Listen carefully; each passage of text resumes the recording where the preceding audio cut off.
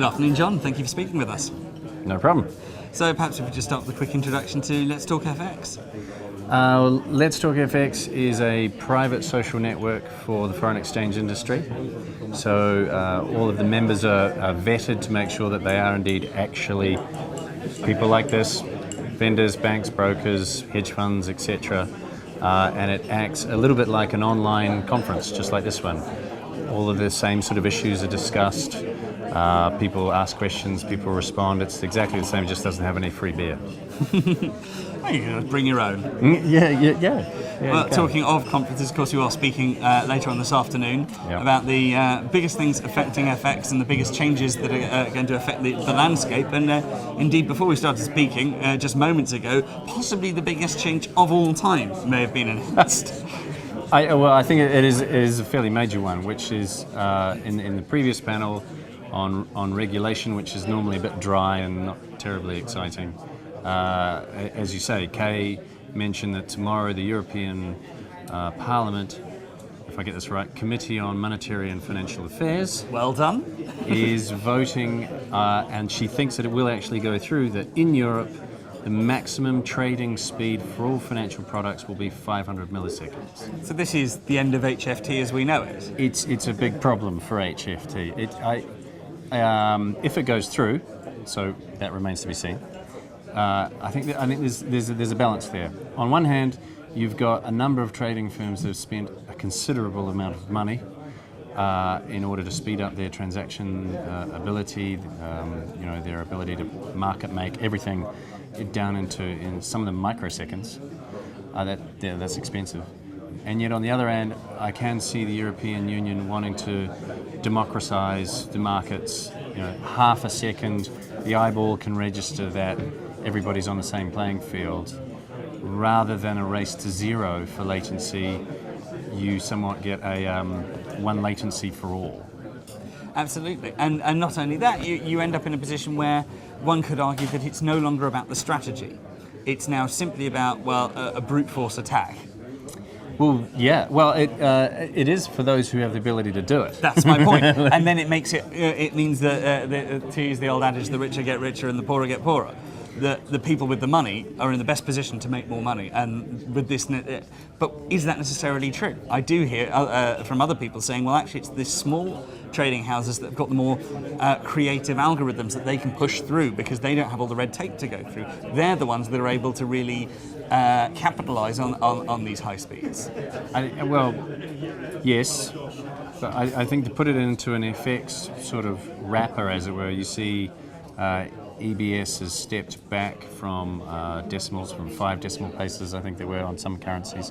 They've brought that back, and that was purely against high speed, or high frequency traders, annoying the traditional home market. Reuters has that as well. Not millions, but thousands of people around the world clicking mice, and that's a very valuable franchise for them. So to pull that back out was very much a high frequency go away or go somewhere else. You could argue that those venues, their view is perhaps, we don't want this sort of business, it upsets our clients, let's put it all into a shark pool, otherwise known as Hotspot or CurrentX, or a couple of other venues, and therefore sort of kind of push all of that volume over there because they'd rather not have it. It's valuable, it's all tickets, it's volume, but it annoys everybody so much. But yeah, it's a big change. If it does go through, the rules for Europe will be very different from what they are in Asia and America, and this is one of the beauties of FX, right? The whole thing evolves and changes all the time. That would be a real clanger if we can get that one in. And it also speaks to another, perhaps Europe is trying to take, the European Commission perhaps is trying to take a more moralistic viewpoint in that a lot of the opinion of people in discussing HFT is actually it's purely for the benefit of those people involved in the investment process, and the businesses which they're playing off of don't stand to benefit at all, because it's playing off of what they were already doing. They can't use that money, they can't do anything with it. It's simply riding off the back of someone else's success. And I'm not saying I necessarily agree, but it does seem that that's the position that Europe as a commission has taken, to say, well, no, we want to make sure that money is actually investable for those companies.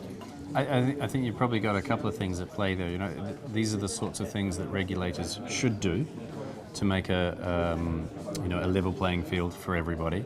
Okay, fair enough. That's a reasonable thing to strive for. Naturally, it's probably a vote winner. These are elected positions, I believe. I'm not sure with the European Parliament actually, but typically elected positions. So therefore, bad bankers, high speed, high frequency traders, those are bad guys. This gets the collar on them. So yeah, that would be popular with the man in the street. What it also does, which is perhaps a bit annoying, is you used to originally get to market in a horse and cart until somebody invented the car, and you got to market faster, and the telephone, and everything else. So it is, I guess, perhaps putting the brakes on that technology-led change in the marketplace, which is always a good thing, and perhaps putting a little barrier in there for everybody to catch up. So maybe that's all it is. Maybe it's just waiting for a time in which everyone, from the day trader sitting at home on his laptop, right through to the massive banks in Canary Wharf and Wall Street. Oh, it's true. It's true. It makes anybody who spent a lot of money on low latency, maybe it's not worth as much anymore now. I don't know. So interesting times are afoot. It's a big change.